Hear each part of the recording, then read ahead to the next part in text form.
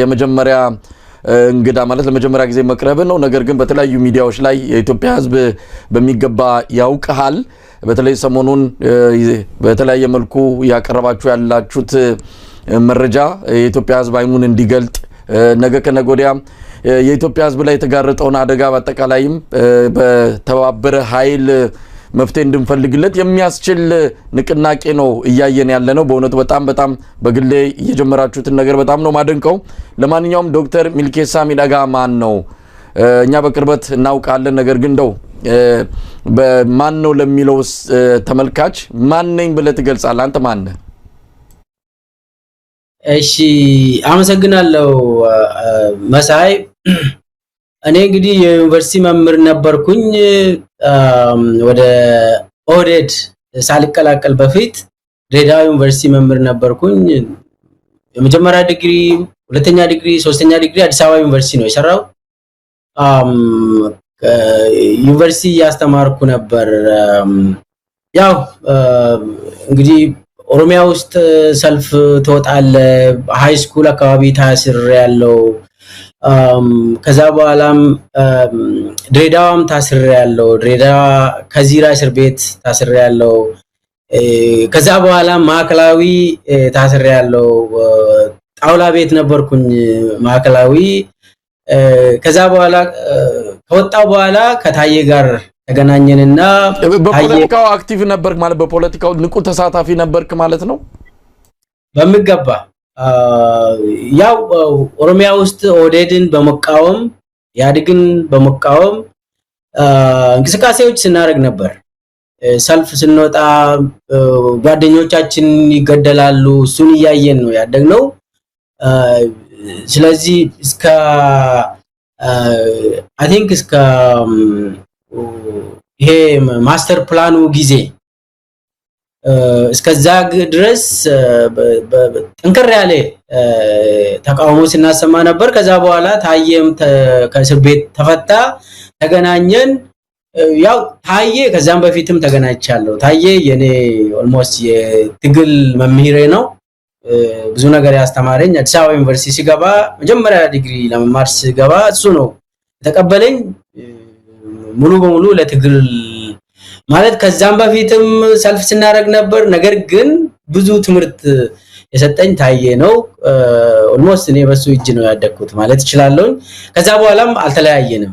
አብረን ወሰንና ልክ ለማ መገርሳ ወደ ኦህዴድ ስልጣን ስመጣ 2016 እንደ አውሮፓ አቆጣጠር ወደ ስልጣን ስመጣ ከሱ አንደበት የሚነገር ነገር የሆነ ደስ የሚል ነገር ነው። እኛ ኦህዴድ የምንቃወም ሰዎች ነን። ነገር ግን የሆነ ለማ የሚያወራ ነገር ባክግራውንዱንም ጠየቅንና የሆነ ጥሩ ሰው መስሎ ታየን። እሱን ለማግኘት ወዲያውኑ በዛን ጊዜ እንግዲህ ፕሮቴስት ነበር ኦሮሚያ ውስጥ፣ አማራ ክልልም ተመሳሳይ ፕሮቴስት ነበር እና ለማን ለማግኘት መጀመሪያና አዲሱና ሽመልስን ጠየቅነው። እነሱ እንዲህ አሉ፣ ለማን ማግኘት አትችሉም ተባልን። 5 ወር ምናምን ደጋግመን 5 ወር አስቀመጡን። ከዛ በኋላ እና ባዱላ ጋር ገባን። ፓርላማ አፈጉባኤ ነበር ባዱላ። እሱንም እባክህ ባዱላ ወደ ለማ ውሰደን፣ እሱም የሚያወራውና የሆነ እሱ ነገር ጥሩ ሰው ነው እና እሱ ጋር ውሰደን ስንለው እሱም አልቻለም። ምናልባት ዶክተር ሚልኬሳ ኦህዴድን ስትቃወሙ ነበራችሁ። ኦህዴድን ኢህአዴግን ስትቃወሙ ቆይታችሁ መልሳችሁ የዛ ድርጅት አመራሮችን ለማግኘት ለምን ፈለጋችሁ? ምናልባት የፖለቲካ ጉዟችሁም ከዛ አንፃር ጋር የተገናኘ ነው። ባለፈውም ታዬ ደንዳም ሲገልጾም ሰምቻለሁ። ኦህዴድን እየተቃወማችሁ ኦህዴድን ለመቀላቀል ወይም ደግሞ ከኦህዴድ ጋር ለመስራት ለምንድን ነው የፈለጋችሁት? ምን ለውጥ አይታችሁ ነው? ምን መሰለ መሳይ፣ እኛ ለውጥ ነው የምንፈልገው። የፈለገ ሰው መጥቶ ለኦሮሚያ ለኢትዮጵያ ለውጥ የሚያመጣ ሰው ካለ ከኦህዴድ የሚምጣ፣ ከህዋት የሚምጣ፣ ከቢያደን የሚምጣ የኛ ጥያቄ አይደለም እሱ። ለውጥ የሚባል ነገር እንግዲህ ምናምነው ሰው መጀመሪያ የሚያወራውን ታያለ ከዛ በተግባር ምን እያደረገ ነው ብለህ ትጠይቃለህ ከዛ እየተቃወምን እንዲህ አይነት ሰው ካለ ደግሞ ለምንድን ነው የማይደገፈው እንዲህ አይነት ሰው እኛም የምንቃወመው ኢንጀስቲሱ ነው ኢፍታዊ ነገር ሰዎች እየተገደሉ እየተረሸኑ እየታሰሩ እኛም ታስረን አየንኩ እኔ ድሬዳዋ ቶርቸር ተደርጌያለሁ ድሬዳዋ ከዩኒቨርሲቲ አስተምሬ ሲወጣ አፍኖኝ ይዞኝ የት እንደወሰዱኝ አላውቅም በኋላ እንትን ሲነግሩኝ ነምበር 1 የምትገኝ የሆነች የድብቅ የደህንነቶች እንትን የሚያሰቃዩበት ቦታ አለ እሱ ጋር ወስዶኝ እዛ ቶርቸር ተደርጌያለሁ አንድ ቀን ከዛ ለቀቁኝ እና ቶርቸር ያደረጉኝም አቃጫለሁ ውብሸት የሚባል እስጢፋኖስ የሚባሉ ሁለቱም ድሬዳዋ ውስጥ ይታወቃሉ ምንም ማንም ሰው ያውቃቸዋል እና ይሄን ሁሉ አይቻለው ነገር ግን እኛ ምን ቃወመው እንዲህ አይነት ስለሆነ ለማ አይነት ነገር ሰው ወደ ስልጣን ከመጣና ከዚህ በኋላ ሰው አይታሰርም ማለት ከጀመረ ሰው መግደል ይቆም ኦሮሚያ ላይ ማለት ከጀመረ ምንድነው የምንፈልገው ምንድነው ጥያቄያችን ሰው ሌላ ሰው አይደለም ስርዓቱን የሚቀይር ሰው ነው የምንፈልገው እንጂ ሰው አይደለም ማለት ግልጽ መስለኛል እና ምናልባት እዚህ ጋር አቶ ለማ መገርሳ ይሄንን ንቅናቄ እንዴት ጀመሩ እንግዲህ ምናልባት ጊዜውንም ወደ ኋላ ሄደን ያው በትግሉ ጊዜም ሁሉን ነገር በቅርበት ስለምንከታተለው ያ ንቅናቄ እንዴት ጀመረ እሳቸው እዛው ኦህዴድ ውስጥ ሆነው ነው ይሄንን የለውጥ ንቅናቄ ጀመሩትና የናንተንም ቀልብ የሳቡት እንዴትስ ጉልበት አገኙ እንግዲህ ህዋት ያዲግ በወቅቱ ሁሉን ነገር የመጠቅለል የመጨፍለቅ የሚቃወሙትን ሁሉ ከመንገዱ ላይ የመጥረግ እንቅስቃሴ ወይም ደግሞ እርምጃ ነበር የሚወስደውና እሳቸው በማን ከጀርባቸው ኖሮ ነው ያንን ንቅናቄ ጀምሮ እናንተን ጭምር ከሚቃወሙ ወገኖች ወደ ራሳቸው የሳቡት በምን ሁኔታ ነበር እንደው ወቅቱን ማስታወስ ይቻላል በሚገባ በዛን ጊዜ እንግዲህ የነ ሙክታር ከድርና የነ አስተር ቡድን የህዋት ተላላኪዎች ነበሩ እነሱ እንግዲህ ትግሉ ዛውስት ጀመሩ እነለማ መንገድ ላይ መንገድ በመዝጋት ሰላማዊ ሰልፍ መውጣት መቃወም መጻፍ እንዲህ አይነት ነገሮችን ደግሞ እኛም እንሳተፋለን ይታወቃል እና ለማ የንቅናቄውን ሲምፓታይዝ ማድረግ ጀመረ የሆነ ሰዓት ላይ ለምሳሌ ማስተር ፕላን አይሆንም ተባለ ቡራዩ ላይ ሄዶ ለመጀመሪያ ጊዜ ለማ እንግዲህ የሥራ አስፈጻሚ አካል ሆኖ ህዝቡ ካልፈለገ ምንድነው የሚጠቅመው ብሎ ተናገረ በቃ ህዝቡ ወይ ካልገባው መቶ ወይ ገብቶት ከሆነም መቶ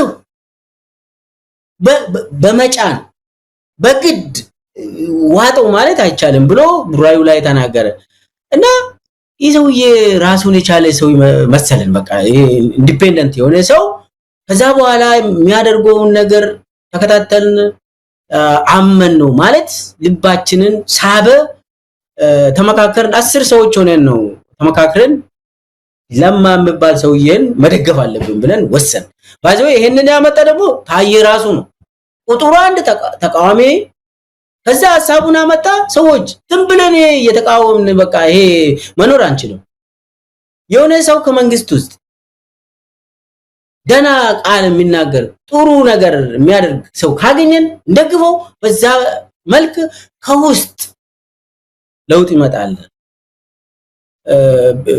የምል ሐሳብ አቀረበ ተቀበልን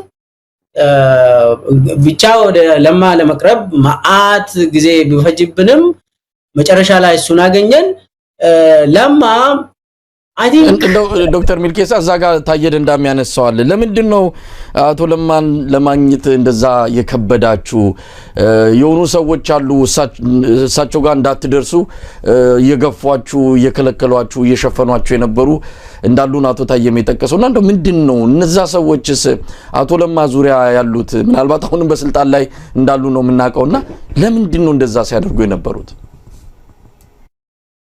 ኤውል ነዛ የሚከለክሉን ሰዎች ከልካዩ አብይ ነው እንዴት በለኝ ለማ ጠርቶን አዲስ ኃይል ያስፈልገናል አሚን መጀመሪያ እነሱ ተወያዩ እኛን ለማግኘት ማአት ጊዜ የፈጀ አንድ ጓደኛችን እንዳጋጣሚ አዳማ ስብሰባ ላይ የሆነ ከዩኒቨርሲቲ ሰበሰቡንና ለማ የሚያወራውና በጣም ደስ የሚል ነገር ስላወራ ያቺ እህታችን ቆንጆ ነገር ተናገረች ወዲያውኑ እሷን ወስዶ ካቢኔ አባል አደረጓትና እሷ ደግሞ ከኛ ጋር ትገናኛለች እባክሽ ፈቲያ ለማ ለማግኘት እኮ 10 ሆነን አሁን ኦልሞስት አመታችን ነው ባክሽ እንደው እጃችን ይዘሽ ግብይ ብለን ጠየቅናት እኮ በጣም ቀላል ነው አለች በሳምንቱ እንግዲህ ከሳምንት በፊት ከአብይ ጋር ተገናኙና ለማ የሆኑ ልጆችን ከሌ ታየ ምልኬሳ ምናምን ባሉ ደረጀ ገራፋ ምናምን ባሉ ልጆች እኔን ሊያገኙኝ ይፈልጋሉ ላገኛቸውና ልብ ወደ ማዋቅሩ ይግቡ ወደ መንግስት ይቀላቀሉ በውስጥ ያግዙናል እነኚህ ህዋት ቀላል አይደለም እና እኛ ማዋቅር ውስጥም ነባሮ ፒዲዮ ምባል በጣም ጭንቅላቱ አብዛኛው እንግዲህ ምርኮኛ ነው እና ከባድ ነው ከዚህ ጋር ትንሽ ኃይል አዳዲስ ኃይል ያስፈልገናል ብሎ ለማ ሰጀስት ሲያደርግ አብይ አይሆንም ማለት ምን ነበር የአብይ ስልጣን በወቅቱ አብይ መጀመሪያ የኦሮሚያ ከተማ ልማት እና ቤቶች የከተማ ልማት እና ቤቶች ቢሮ ኃላፊ ነበር ከዛ ቀጥሎ የድርጅት ጽፈት ቤት ኃላፊ ማለት ሶስተኛ ሰው የድርጅቱ ሊቀመንበር አለ ምክትል ሊቀመንበር አለ የድርጅቱ ጽፈት ቤት ኃላፊ አለ ጽፈት ቤት ኃላፊ ነው እሱ እና እንትን ስንል ለካ አብይ ነው ነሽመልስና ናዲሱን እነኚህ ልጆች ለማን እንዳገኙ ብሎ ለማ ላይ የሆነ አጥር ሰርተዋል ኦሬዲ ለካ በኋላ ነው እኛም የተረዳነው እና ለማ ምን አደረገ መሰለ አብይ በዛን ጊዜ ጠፍቶ ወደ አሜሪካ መጥቶ 4 ወር ጠፍቶ አልመጣም ወያኔዎች ይገሉኛል ብሎ እዚህ 4 ወር ነው የተደበቀ ከሚስቱ ጋር እና በዛን ጊዜ ነው ለማጠርቶን ሾመን በዛቸው እንትን ከዛ አብይ ወደዚህ ባይመጣ ኖሮ አቶ ለማን ጨርሶ አታገኙም ነበር ማለት ነው ያ ነው ለናንተ ጥሩ ድል የፈጠረላችሁ ታዲያስ እና እዚሁ ሸሽቶ እዚህ ነው ያለ ይገሉኛል ብሎ ባጆይሱ ይፈራል ዝም ብሎ ይፈራል በኋላም ለማራሱ ነው ደግሞ ለምኖ እኔን ትልጥለኝ እንዴት ነው ወንድም በእነዛ የምታረገው ብቻዬን እዚህ ብሎ እንደው በዛን ጊዜ ገዱ ባይኖሩ ለማ ብቻውን የሆነ ነገር ሊደረግ ይችላል በነገራችን ላይ እና እሱ እዚህ አሜሪካ በነበረበት ጊዜ ሸሽቶ ተደብቆ በነበረበት ጊዜ 3-4 ወር ምናምን በዛን ጊዜ ነው እኛ ወረቀታችን ያገኘነው ተመድበን እሱ ሲመጣ እኛ ወንበር ይዘናል እንዴት ብሎ ለማ እንዴት ታረግ እንደዚህ ታረጋለህ ብሎ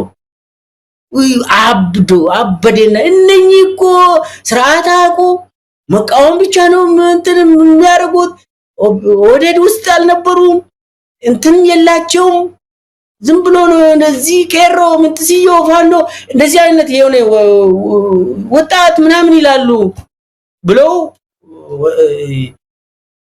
እንትን አደረገ አይ ትንሽ ተረጋጋ ወንድም ያግዙናል እነኚህ ወጣት ኃይል ጭንቅላታቸው ውስጥ የሆነ የህዝብ ጥያቄ ነው ያለ ከዛ ውጪ ምንም የለም አትፍራቸው ብሎ መጨረሻ ላይ እንግዲህ ሶስተኛ ሰውም ስለሆነ ይቀበላል በዛን ሰዓት በዛ እንትን እኛ ዘለን ገባን ከታች አይደለም የመጣ ነው ዝም ብለን ከላይ ነው እንትን ይሄ ወደ ውስጥ የገባ ነው ብዙም ሳይቆይ ወደ ድርጅት ማዕከላዊ ኮሚቴ እኔና ታዬ ገባን ሌሎቹ ደግሞ በዛው በመንግስት መዋቅር ውስጥ ኃላፊዎች ሆኑ እና ይሄንን ወደ ስለዚህ እኛ ይዘን የመጣ ነው ስልጣን ፍለጋ ሳይሆን ትግሉ መንገድ ላይ ነው አይ ቲንክ እኛ ስንሾም ገዱም ተመሳሳይ ስራ እየሰራ ነበር ባህር ዳር ላይ አዳዲስ ኃይሎችን እየመለመለ ነበር ይታወቃሉ ገዱና ለማ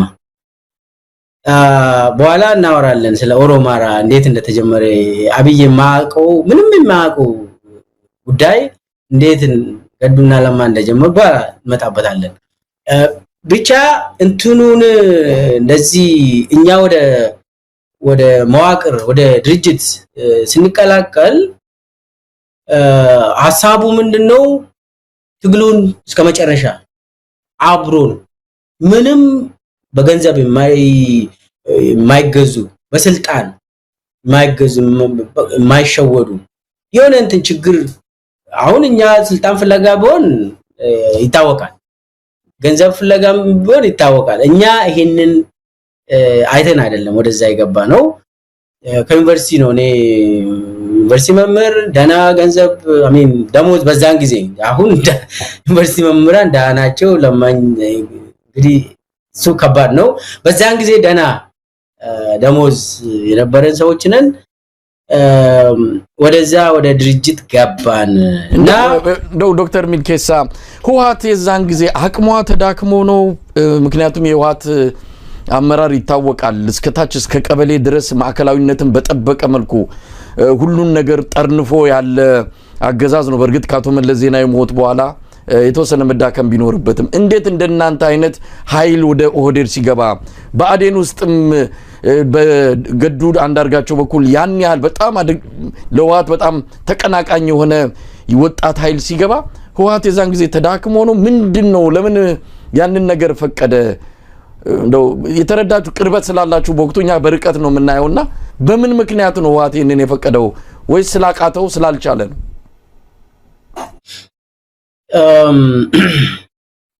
አንደኛ ነገር የለማና የገዱ ጥንካሬ ነህዋት ነገታቸው አሰፋም ያውቃሉ ካጠገባቸውም ብዙ ለማንና ገዱን የሚደግፉ አሚን ግምገማ ነገር ሲኖር በተለይ በጌታቸው አሰፋ አካባቢ ግምገማ ሲኖር ሁለቱ ሰዎች ብቻ ነው የሚገመገሙት ለብቻ እና ሌላው ይሸሻል ይሰግዳል አብይ ሰጋጅ ነው ይሰግዳል እና ሃይ ጉልበት ነበረው ህወሓት ለማለት ነው ጉልበት አለው ግን አሰራር አለ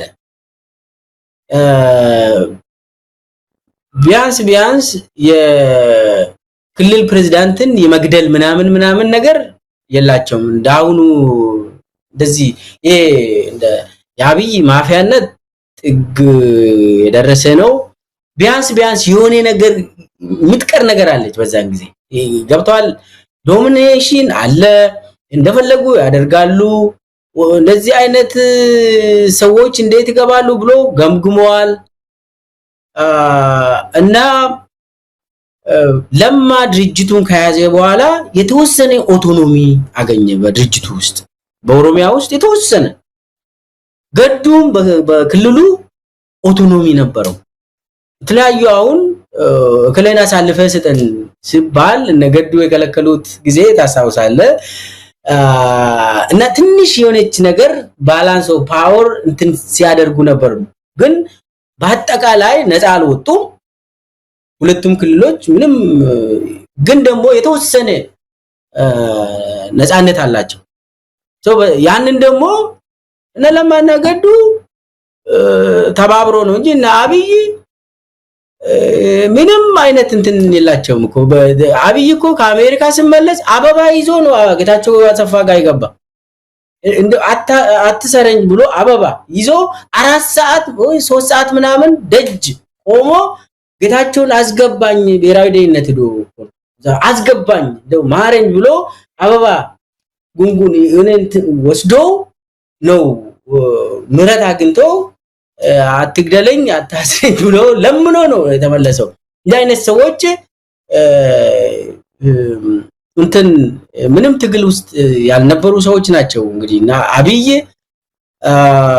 ሰው ለማና አንዳንድ ልጆች አሉ ከለማ ጋር የነበሩ አሁን ሁሉም ተመቷል ከገዱ ጋርም የነበሩ በዛን ጊዜ ህዝባዊነት የሆነ ህዝባዊ ወገንተኝነት ያላቸው ከገዱ ጋር የነበሩ ተወሰኑ ሰዎች አሁን እነሱም ተመቷል ወይ ሞቷል ወይ ካገር ወጥቷል ወይ ደግሞ እኔ ሳይለንስ ሆኖ ነው በሁለቱም ክልል ያሉት እና የለማ በዛን ጊዜ እነሱ ኦቶኖሚ የተወሰነ ነፃነት አላቸው ነገር ግን ነፃ አይደሉም ለማለት ነው እንግዲህ ስለ አብይ እስቲ አብይን የምታውቁት መቼ ነው በተለይ አንተ በግልህ የምታውቀው መቼ ነው ምን አይነት ሰው ነው በትምህርት ዝግጅቱም ሆነ በፖለቲካ እንቅስቃሴው በተለያዩ መልኩ ወታደርም እንደነበረ ይነገራል እንግዲህ የሱ የህይወት ታሪክ ትንሽ ክፍተቶች ያሉበት ነው ብዙ ነገር አደናጋሪ ነው ግን እናንተ ያው አንድ ፓርቲ ውስጥ ነበራችሁ አንድ አመራር ውስጥ ነበራችሁ ያ ለውጥ የተባለውንም በጋራ መጥቷል የት እንደነበራችሁ አሁን ነው እንግዲህ ሁላችሁንም ያወቅን የመጣ ነው ግን በወቅቱ አብይ ማን ነው እንዴት ታውቋል በግል የምታውቀው ነገር አለ ስለሱ ትውቃችሁስ ምን ያን ነው አብይ የግል ጓደኛ አይደለም እኛ ወደ ኦዴድ እንዳንገባ ሲከለክለን እንደነበረ በኋላ ነው የተነገረን የተረዳ ነው ያወቅ ነው ጠቅላይ ሚኒስትር ከሆነ በኋላ ነው ያወቃችሁት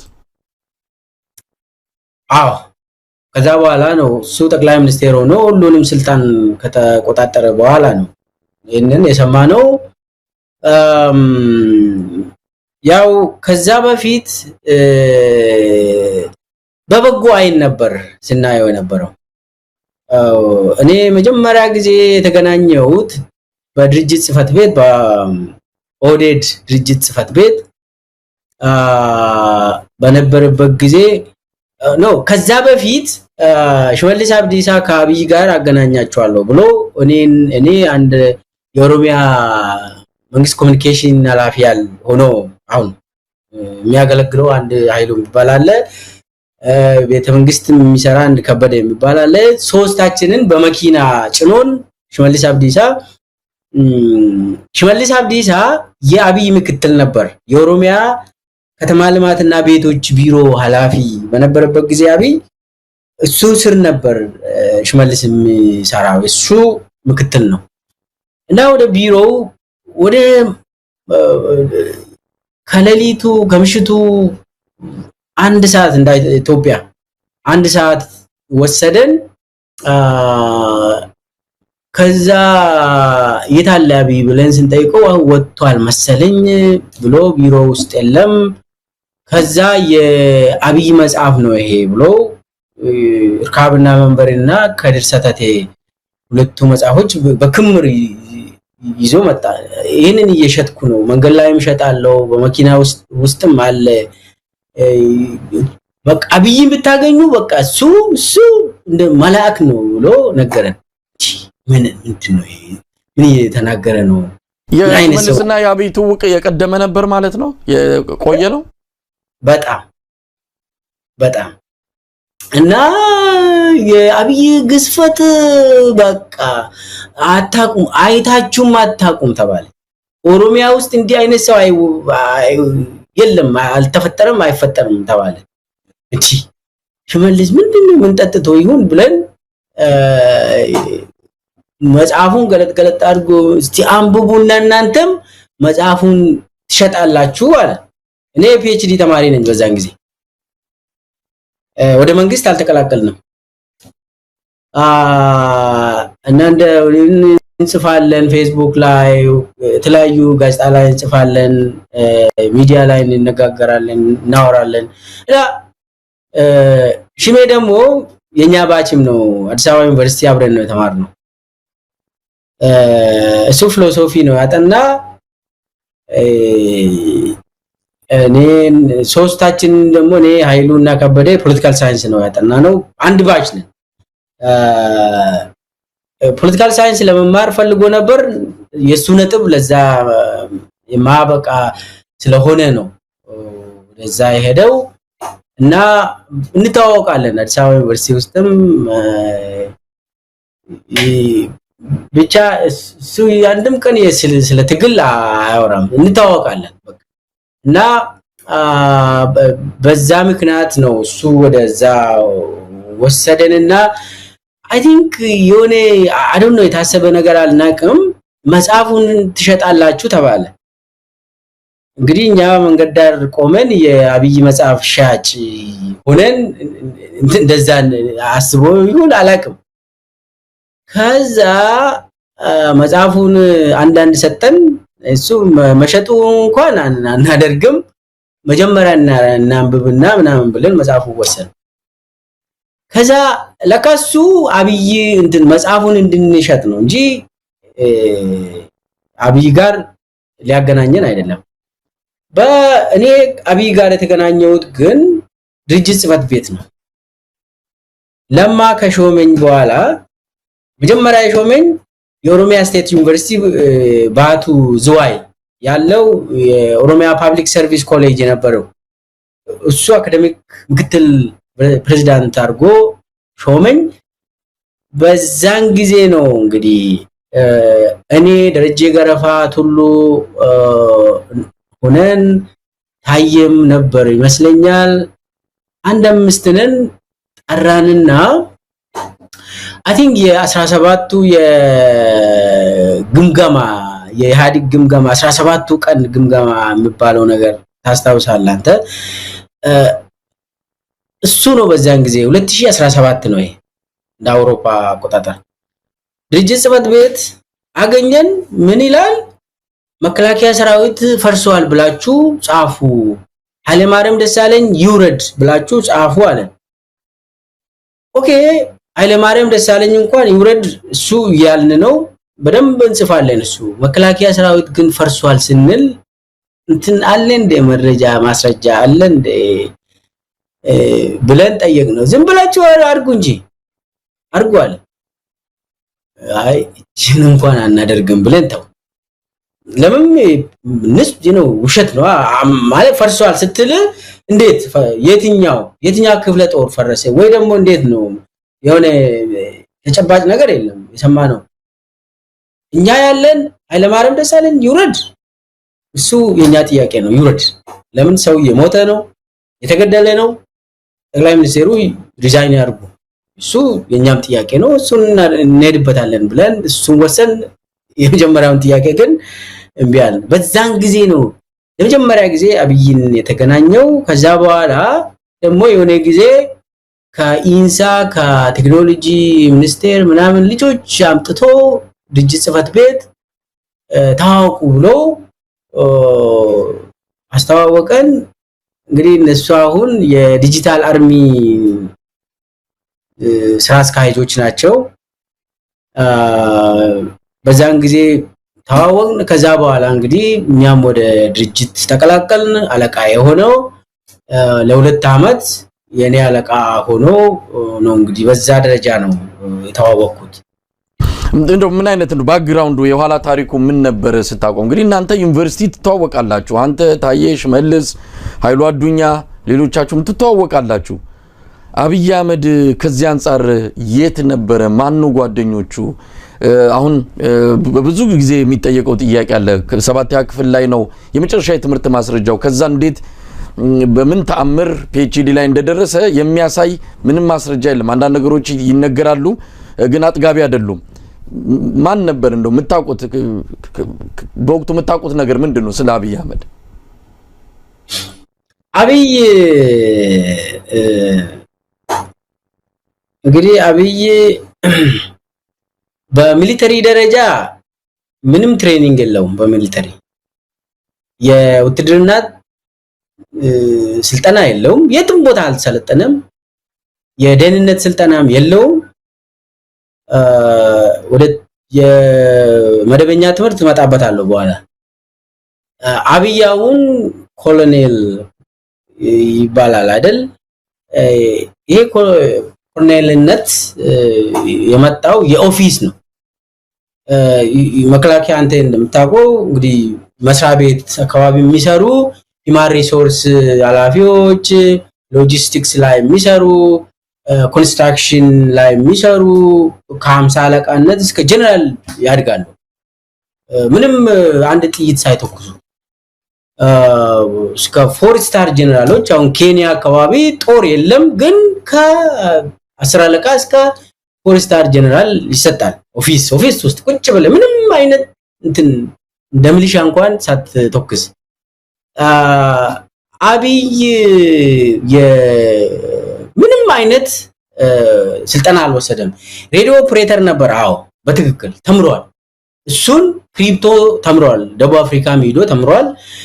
ይሄ ፍሪኩዌንሲ ላይን ሬዲዮ ወታደሮች ሲሄዱ ከጀርባቸው ሬዲዮ ተሸክመው የሚሄዱ ወታደሮች አሉ አይደል? እንደዛ አይነት ነው የሱ ስራ። ሙያም ሬዲዮ ኦፕሬተር ነው። ከዛ ውጪ ምንም አይነት የወታደራዊ ቤዚክ ስልጠና እንኳን የለውም። የደህንነት አሁን አንዳንድ ጊዜ እኛም ስናምንበት የቆየው አብይ የደህንነት ሰው ነው፣ በቃ የኢንተለጀንስ ሰው ነው፣ እንትን እንደዚህ ያደርጋ ምናምን። አረ የለም፣ ባዶ የለም። የትም ቦታ አልተማረም። ምንም አይነት ሙያም የለውም። በደህንነት በኢንተለጀንስ ሙያ ምንም አይነት ቴክኒካል ይሁን ይሄ ሂማን ኢንተለጀንስ ይሁን ምን የሚያውቀው ነገር የለም። ሶስት ምንም እዛ አካባቢ የሰሩም ያውቃሉ። ውትድርና ሳይንስ የሚባል ነገር በቃ ያቺን ሬዲዮ ሲሰራ ነበር። በኢትዮ ኤርትራ ጦርነት ጊዜም እንትን ሲሰራ ነበር። እዛ አካባቢ በጣም ተኩሶች ሲኖሩ ይሸሽ ነበር። ይሄ ጓደኞቹ በአደባባይ የሚያወሩት ነው። ይሄንን እኔ እንግዲህ አንድም ጥይት ተኩሰው አያውቅም። ምንም አይነት የለውም እሱ። እንደዛ አይነት እንደው የገጠር ሚሊሻዎች የሚሊተሪ ሳይንስ ከሱ የበለጠ ያውቃል በሳይንስ ደረጃ ከተባለ። ከዛ ውጪ እሱ የሚሊተሪ ሳይንስ ምንም አይነት ንጹህ ነው። እሱ ከትምህርት ነፃ ንጹህ የሚባል ሰው ካለ እሱ ለዛ ነው። ምናልባት እሱን ያገዙ በሬዲዮ ኦፕሬተር አድርጎ እሱን የረዱ ሰዎችንም በኋላ ጠቅላይ ሚኒስቴር ሲሆን አስሯል። አንድ ሰው ታስሮ የተፈታ ሰው አለ። ስሙን ባላነሳ ጥሩ ነው። ግን ከቴሌ ተወስዶ ቴሌ ውስጥ ስለሰራ ነበር።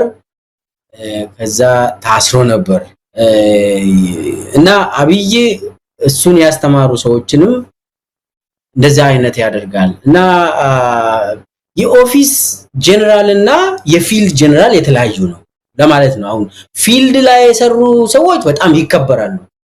ሳይንሱን ያውቃሉ፣ ያዋጋሉ፣ ያውቃሉ። ኤቭሪቲንግ የወታደር ስነ ልቦናን ያውቃሉ፣ የህዝብን ስነ ልቦና ያውቃሉ፣ ጂኦግራፊውን ያውቃሉ፣ ኤቭሪቲንግ ያውቃሉ። ይሄኛው የኦፊስ ስለሆነ በወታደርም አይከበርም፣ ሙያውም የለውም፣ ብቃትም የለውም፣ ኤክስፒሪየንስም ምንም የለውም። አንዲች በቃ የሆነ 10 ወታደር መርቶ አቅ እስቲ ያምጣ 10 ወታደር መርቶ የሆነ ቦታ ሰርቷል ከተባለ ይምጣ።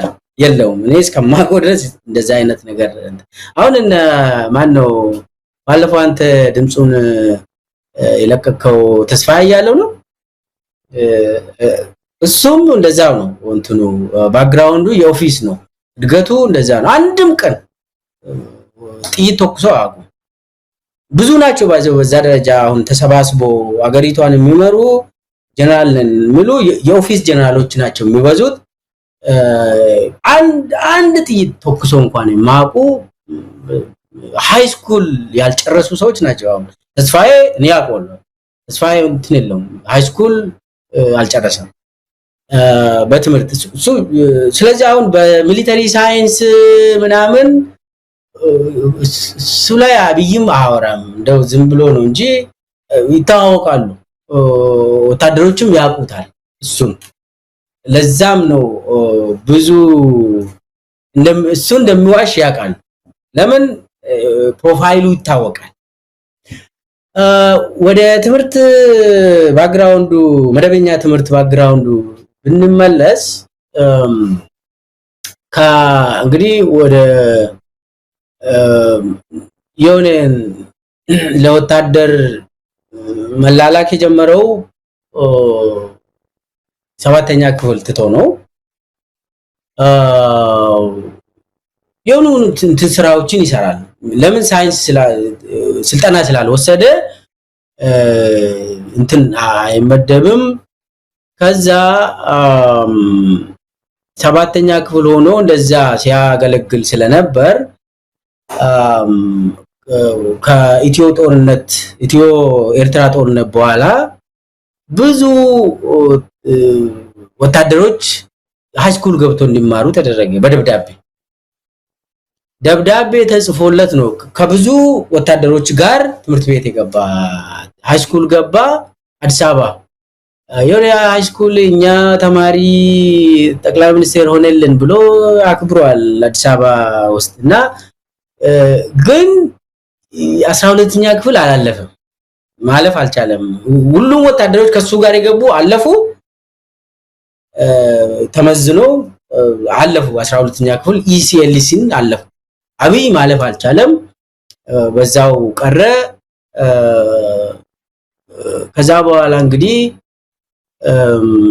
የሆነ ቤዚክ ኮምፒውተር ተማረ የሆነ በዛን ጊዜ ነበር እንግዲህ ኮምፒውተር መባለው እንግዲህ ቤዚክ ኮፒ ፔስት ምናምን ማይክሮሶፍት ኤክሰል ነኝ ሃርድዌር ሶፍትዌሩ የቱ ጋር ነው ምናምን የምትማረው አለ አይደል በዛን ጊዜ እንትን ፕሮግራሚንግ ምናምን ያልነበረም ሶፍትዌር ምናምን እንደዛ አይነት የለም እና ቤዚክ ኮምፒውተር ተምሯል ማይክሮሊንክ እንዴ ቤዚክ ኮምፒውተር በዛን ጊዜ የሚባለው እኮ መጻፍ ይችላል ወይ በኮምፒውተር ትልቁ ኮምፒውተር ታስታውሳለህ አዲስ አበባ እንትን እንደ ቴሌቪዥን የሚመስል እንትን እሱ ላይ መጻፍ ምናምን ነገር ተምሮ ከዛ በኋላ ማስተርስ ደግሞ ከሊድ ስታር ኤ አርጎ ተደርድሮለት ቤቱ ነው ማታብ ተበቶ ከሊድ ስታር ነው ያሰለው ቤቱ ነው ባይዘው እሱ አልሄደም እና ፓስተር ገመቺስ የሱ አሁንም አብሮ ነው የሚሰሩት ፓስተር ገመቺስ ደርድሮ ነው እንግዲህ ከላስ ከታች አርጎ ፕሪንት አርጎ ሰጠው ያ ወረቀት ከየት መጣ ተብሎ እንኳን ፓርላማ ላይ ሲነበብ እንዴት ሊድ ስታር የቱ ኮሌጅ ነው የተማረው ከማን ጋር ነው ሬጂስትራር ውስጥ ገብቷል ወይ ስንት ክፍል ነው የትኛው ነው መምሩ ምንም ሳይጠየቅ ወረቀቱን ፓርላማ ላይ ለኢትዮጵያ ህዝብ ተነበበ ማንንም ሰው አልጠየቀም ያንን ከሊድ ስታር ማስተርስ አለኝ ብሎ እንደዚህ አዘጋይቶ ከዛ በኋላ ፒኤችዲ ነው ፒኤችዲ የሚባል እንትን አለ እሱን በደብዳቤ ከፓርላማ የተጻፈለት ደብዳቤ ወስዶ አዲስ አበባ ዩኒቨርሲቲ ተቀብለው ፒኤችዲ ገባ እኔ በዛን ጊዜ ፒኤችዲ እየተማርኩ ነበር አቅቧለሁ እንትን ፒስ ሂማን ራይትስ ኤንድ ፌደራሊዝም የሚል እንትን ተፈጠረ በዛን ጊዜ በኋላ ሶስቱም ተለያይቶ ፌደራሊዝም ለብቻው ፒስ ኤንድ ሴኩሪቲ ሂማን ራይትስ በሴንተር ደረጃ ሲቋቋም ነበር እና እሱ መጀመሪያ ላይ ፒኤችዲ ሲማር አዲስ አበባ ዩኒቨርሲቲ በደብዳቤ ሲወስድ ባክግራውንዱን አልጠየቀም። እስቲ ትምህርት መረጃዎችን አምጣ አልተባለም። ነው ሬጅስትራር አዲስ አበባ ዩኒቨርሲቲ ሬጅስትራር ሊጠየቅ ይችላል የሆነ ቀን። ከዛ የአይፒኤስኤስ በዛን ጊዜ የነበረው ዶክተር ዮናስ አዳዬ እሱ ረድቶታል ፒኤችዲ እንዲመዘገብ። ከዛ ተመዝግበው ትምህርት ጀመረ። ከዛ ኮርስ ወርክ ወስዷል አልወሰደም። ዶክተር ዮናስ አዳዬ ማለት አሁን የምክክር ኮሚሽኑ አንድ ኮሚሽነር ናቸው። በትክክል የአብይ ባለውለታ ስለሆነ ነው ያንን ስልጣን ያገኘው እና እዛው ይመጋገባሉ። እና ዶክተር ዮናስ አዳዬ አብይ እዛ ተቀብለው ኮርስ ወርክ ራሱ እንደጨረሰ አላውቅም። ብቻ ዮናስ ያውቃል፣ ዶክተር ዮናስ ያውቃል። አሁን የኢትዮጵያ ምክክር ምናምን ተብሎ ድራማ የሚሰራበት ምክክር ተብሏል። እሱ ውስጥ ኮሚሽነር ነው እና እዛው ባለውለታው ስለሆነ ነው የሚሾመው እንጂ ምንም እና በዛ ደረጃ ትምህርት ጀመረ። ግን አላየውም እኔ ወደ ግቢ ገብቶ ኤፍቢ ግቢ ገብቶ ክላስ መማሩን። የሱ ፒኤችዲ አድቫይዘር አንድ ግብፃዊ ነበር። ከዛ ግን ዋናው ፒኤችዲ ወረቀቱን ሲጽፍ እሱ አይደለም ጻፍ ወረቀቱን። የኛ ጓደኞች አሉ 5 የኛ ጓደኞች፣ 2ቱ አብረን ነው ዲግሪ ሁሉ የተማርነው። ቆንጆ በጣም በትምህርታቸው ጠንካራ የሆኑ ልጆች አሉ እና አይፒኤስኤስ ለመማር የመጡ ልጆች የሱ ወረቀት ጅማ ሂዶ እንዲሰሩ ተደረገ። ጅማ ሂዶ እዛ ተቀምጦ በሻሻ ሁሉ ሂዶ ኢንተርቪው አድርጎ ጽፎ ኤቭሪቲንግ ጨርሶ ፕሩፍ ሪዲንግ ደግሞ ያው የሽመልስ ምስትም አግዛለች። ሽመልስ አብዲሳ ምስት እዛ መሲ እዛ ነበረችና እሷም አግዛለች በሪዲንግ። ከዛ ልጆቹ የአብይን ፒኤችዲ ዲዘርቴሽን በመጽሐፍ ላይ ስለቆዩ ትምህርታቸውን ሁሉ አጡ። 5ቱም ልጆች አልተመረቁም።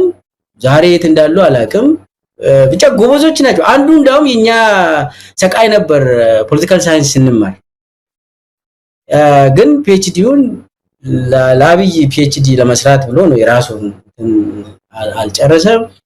እና መጨረሻ ላይ የሱ ፒኤችዲ ዲፌንድ ሲያረግ ስላይዶቹን 1 ወር አካባቢ ነው ሪሄርስ ያደረገው። እሱን አቋል ስላይዶቹ ፓወርፖይንት ተዘጋጅቶለት ተሰጠው። እሱን ሪሄርስ ሲያረግ 1 ወር ገደማ ነው ስራ አቁሞ በየጊዜው እንትን የተለማመደ እንደ መዝሙር እንትን ለማያዝ እንትን ሲቸገር ሲታገል ነበር ይነግሩናል ልጆቹ። እና በዛ ደረጃ ነው መጨረሻ ላይ ዲፌንድ ያደረገ የተባለ ባለስልጣናት መጥተው ያንን እንትኑን ፐርፎርም አደረጉ ድራማውን። በዛ ልክ ነው እንግዲህ ፒኤችዲ እውን ወሰደ፣ ዶክተር ተባለ። አስገራሚ ነው ብዙ ነገር የሱ የትምህርትም ሆነ የኋላ ታሪኩ በጣም ክፍተቶች ያሉበት እንደሆነ ይታወቃል። እንደው ዶክተር ሚልኬሳ እስቲ የኦህዴድ ሊቀመንበር የሆነበት ያ ሽግግር እንዴት ታስታውሱታላችሁ? አብይ ምናልባት የካቲት አካባቢ ይመስለኛል መጋቢት የሁሉ ነገር ሊሆን አብይ የሚባል ፖለቲከኛ አናቅም። ይህን ያህል ስሙም ከላይ ከፊት የሚታወቅ አይደለም። የሁሉ የሆነው በአንድ ወር ውስጥ ነው ማለት እንችላለን። ምናልባት የለማ ስም ይሰማ ነበረ። የኦሮሚያ ክልልም ፕሬዝዳንት ስለነበሩ አቶ ለማ መገርሳ ሌሎቹም ይታወቃሉ። አቶ ታየም ደንዳ በወያኔ ጊዜ ስለታሰረም ይታወቃል። አብይ የሚባል ግን አይታወቅም። ታውቁ ነበር እንደዚህ መሰስ አድርጎ ወደፊት ሊመጣ እንዲየጠረመሰ ያ ነገር ታውቁት ነበረ? እንዴት ወደፊት መጣ አብይ አህመድ? እንዴት ከፊት ተገኘ?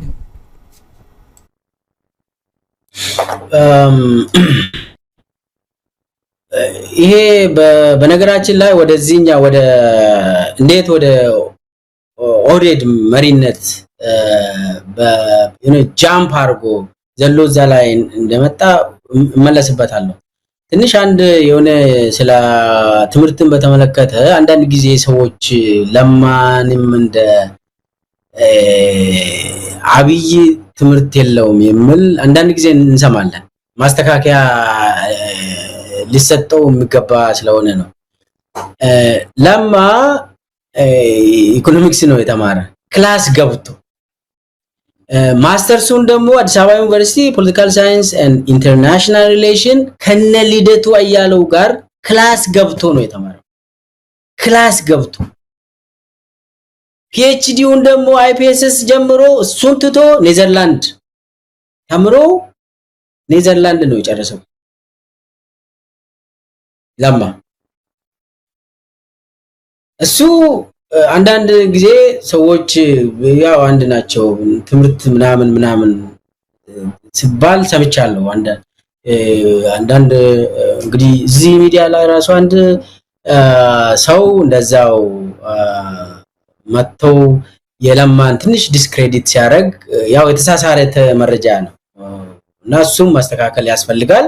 ለማ ከአብይ ጋር የሚወዳደር አይደለም። ትምህርቱን በአግባብ የተማረ ሰው ነው።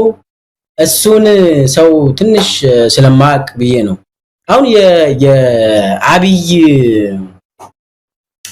አብይ ኦህዴድ ውስጥም በነገራችን ላይ ኦህዴድ ውስጥም አልነበረም። ከመከላከያ ተባሮ በስነ ምግባር ያው በኦፕሬተር ምናምን ሲያገለግል ነበር ምናምን እዛ አካባቢ ከጀርባ ሆኖ የሚሰራ ስራ ነው የሚሰራ። ከዛ ከተባረረ በኋላ በስነ ምግባር ነው የተባረረው። ቤትም መሄጃ አጣ፣ ተርቧል። ባይዘው በስነ ምግባር ነው የተባረረ። ግን ከዛ በኋላ አባዱላ ነው እንግዲህ እጁን ይዞ እንደው የሆነ ነገር አድርጉ ብሎ ወደ ኦህዴድ አመጣ። ከዛ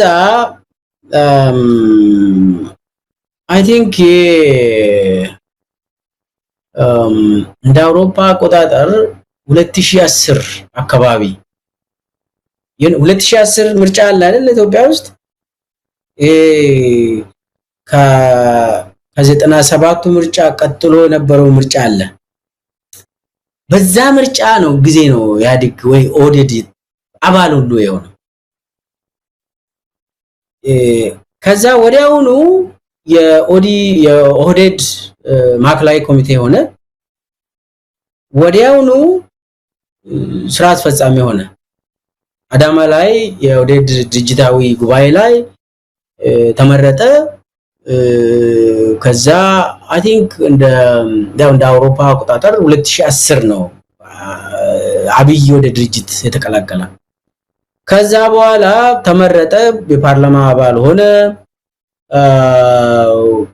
በፍጥነት የድርጅት አመራር ሆነ። ከዛ በኋላ እንግዲህ ማንም ሰው አልጠበቀም። በጣም ሎ ፕሮፋይል ስለነበር የእንትን ምኞትም አላሳየም፣ የመሪነት ምኞትም አላሳየም። ነገር ግን በዛን ጊዜም እንደሚዋሽ ሰዎች ያውቃሉ። መለስ ሁሉ ያውቅ ነበር። ባይዘው ሳይሞት በፊት የሆነ ጊዜ ያሉ I don't know exactly የሆነ ሰዓት ላይ ተገምግሟል በውሸት exactly አላውቅም።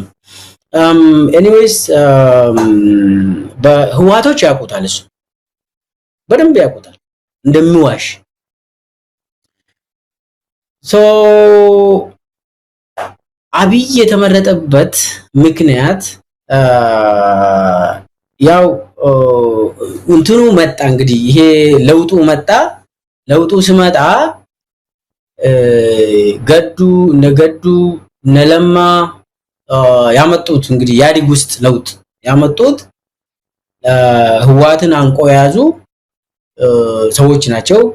እነሱ ያመጡት ለውጥ ከኦሮሚያ ጠቅላይ ሚኒስቴር ይሁን የሚል እንትኖች ነበሩ ነገዱም ያምንበታል ችግር የለውም እና ማን ይሁን በሚል ላይ ግን ለማ ስልጣን ፈላጊ አይደለም በተፈጥሮ የስልጣን ጥማት ምናምን ነገር ስልጣን እንባል ነገር እንትን የለውም እና ማን ይሁን ለምባለው ለማ ማንንም ሰው ይሁን አገር በጋራ ነው የምናስተዳድረው የፈለገ ሰው እዛ ይሄድ አብይም ይሁን አባዱላም ይሁን ደመቀ መኮንንም ይሁን በጋራ ነው የምናስተዳድረው በሚል እሳቤ ነው እንግዲህ እዚህ ደረጃ ሳይደርስ በፊት ባይዘይ ስለ እንዴት ነው ለማና ገዱ ይነክል ተማምነው አብሮ መስራት የጀመሩት የሚለው ጥያቄ መመለስ አለበት ዋናው ምንጭ እሱ ስለሆነ የለውጡ አባቶች እነሱ ናቸው አብይ የትም አልነበረም የትም ይው ጠፍቶ አሜሪካ አልጋስር እንደዚህ አይነት ሰው ነው አብይ በዛን ጊዜ ግንባራቸውን ሰጥተው ደረታቸውን ሰጥተው ለጥይት ለህዝብ ቆሞት ለማና ገዱ ናቸው ለማና ገዱ መጀመሪያ እንግዲህ ሲታወቁ ነበር ግን በጥልቅ ለመተማመን ሁለቱም በተለያዩ ሪዝን ኔዘርላንድ ተገናኙ ኔዘርላንድ በዛን ጊዜ እንግዲህ ጎንደር ላይ እምቦጭ ምናምን አልነበረም በዛን ጊዜ ከእምቦጩ በፊት ጣና ላይ እምቦጭን ለመንቀል ከኦሮሚያ ወጣቶች አልሄዱም በዛን ጊዜ እሱን አስቀድሞ ኔዘርላንድ ለማና ገዱ ተገናኝተዋል አብያቅ ህዋቶች አቁም ሪዝኑ ዛሄዱት በህክምና በትምህርት ምናምን ብሎ ነው ግዛ ነው ተገናኙት ገዱና ለማ ተመካክረው ምን እናርግ ቻገር እንደዚህ የሆነች ሰው ያለቀብን ነው አንድ መፍትሄ ያስፈልጋል ካልተስማማ ነው እንጠፋለን የሚል ዛ ተስማሙ ኦሮማራ የሚባል ነገር ፈጠሩ ዛ ኦሮማራ ኢትዮጵያ ውስጥ አይደለም የተፈጠረው ኔዘርላንድ ነው የተፈጠረው አብይ የማቅ ቦታ ጊዜ እና ሰዓት ነው የተፈጠረው ኦሮማራ ኔዘርላንድ ከተዋዩ በኋላ ከተስማሙ በኋላ ኦሮሞና አማራ እኛ ደግሞ በአደንና ኦህዴዶች ተመካክረን ካልወሰን ነው ይሄ ነገር ይዞን ይጣፋል የሚል ኔዘርላንድ ላይ ነው የወሰኑት ከዛ በኋላ ከዛ ከተመለሱ በኋላ የአማራ ክልል መንግስት ኮሙኒኬሽን ጥለውን ነበር ንጉሱ ጥለውን ነበር የኦሮሚያ ደግሞ አዲሱ አረጋ አሁን ያብይ ሌላ እንትን ሰው አዲሱ አረጋ ነበር ሁለቱ እንዲገናኙ ተደረገ ከዛ ከኦሮሚያ ወጣቶች ከጣና እምቦጭ ለመንቀል ወደ ባህር ዳር እንዲሄዱ ተደረገ ከዛ በኋላም ኦሮሚያ ውስጥ ደግሞ ሰልፍ ነበር በዛን ጊዜ ከዛ ቀጥሎ ደግሞ ጎንደር ላይ ሰልፍ ተወጣ ይሄ ሰልፍ ኦሮሚያ ውስጥ የሚፈሰው ደም የኛም ደም ነው ነበቀሌ ገርባ ይፈቱ ተብሎ ጎንደር ላይ ወጣት ፋኖ ሰልፍ እንዲወጣ ተደረገ ማለት እንግዲህ ወጣቱ ወጣ ለምን እንትኑ የሆነ ስፕሪቱ በዛን ጊዜ የመተባበር ስፕሪት አለ ለምን እዛም ጭቆና አለ ኦሮሚያ ውስጥም ጭቆና አለ እና መናበብ ተጀመረ ከዛ በኋላ ነው እንግዲህ ቀስ የተባለ ለማ ባህር ዳር ሄደ አብይም ከሱ ስሮና ባህር ዳር ተገኝቷል ብቻ አብይ በዛን ጊዜም የፓርላማ አባል ነበር አይደል አብይ ዛን ጊዜ? አዎ። ነገር ግን ይህን አይል ታዋቂ አይደለም። ለጠቅላይ ሚኒስቴርነት የሚታሰብ ሰው አልነበረም በዛን ጊዜ። ብቻ እዛ ጥሩ ስራ ተሰራ። እና ኦሮማራን የጀመሩት ለማ መገርሳ በኦሮሞነቱ የሚያምን በኢትዮጵያዊነቱ የሚኮራ፣ ገዱ አንዳርጋቸው በአማራነቱ የሚያምን በኢትዮጵያዊነቱ የሚኮራ በእነኚህ ሁለቱ አመራሮች ነው ኦሮማራ የተጀመረው። ንጹህ እንትን ነው ለፖለቲካ አሜን። ይሄ ለግለሰብ ይሄን ማንገስ ምናምን አይደለም፣ ሌላውን ለመጨቆን አይደለም። ኦሮማራ ሌሎች አሁን አብይ መጥቶ ወሰደ፣ ኦሮማራ አባት አብይ ተባለ፣ ተዘፈነለት ምናምን፣ እሱ ሌላ ጉዳይ ነው። የመጀመሪያ ኦሮማራ ንጹህ ኦሮማራ ከጭቆና ለመውጣት በጭንቅ ጊዜ የተወለደች ነች እሷ። ይሄ ጠቅላይ ሚኒስቴር ሆነ እንደዚህ እንትን ለማድረግ አይደለም በዛን ጊዜ የሐሳብም አልነበረም። እና አብይ የሚባል የኦሮማራ ምስረታ አያውቅም፣ ምን እንደሆነም አያውቅም፣ አይረዳም በዛን ጊዜ። በዚህ ሁኔታ ውስጥ ነው እንግዲህ ያው እንትኑ ደግሞ ፕሮቴስት ኦሮሚያ ውስጥ በጣም ገፍቶ ሲሄድ ኦህዴዶች ይገባናል ጠቅላይ ሚኒስቴር የሚል ጥያቄ አነሱ። ይሄ ነገዱም ምንም ችግር የለም ግድላል ብለው ደገፉት ሐሳቡ። ኢህአዴግ ውስጥ እንግዲህ ዲፕ ሪፎርም የሚባል ጥልቅ ተሐድሶ ያስፈልጋል፣ ጠቅላይ ሚኒስቴሩ ሪዛይን እንዲያደርግ ምናምን ኤቭሪቲንግ ወደዛ ተወሰደ። ኢህአዴግም አምኖ ተቀበለ። እኔ በኢህአዴግ ዶክመንት ስለሰለጠንኩኝ ከዛም እሱን ተቀብዬ መዋቅሩን ታችኛው መዋቅር ሳሰለጥን ነበር እና አውቀዋለሁ። ለውጡ ኢህአዴጋዊ ነው ይላል፣ ለውጡ ህዝባዊ ነው ይላል፣ ለውጡ ህገ መንግስታዊ ነው ይላል። ምን ማለት ነው? ህዝባዊ ነው ማለት ህዝብ የጠየቀው ጥያቄ አለ ብሎ ሬኮግናይዝ ያደርጋል።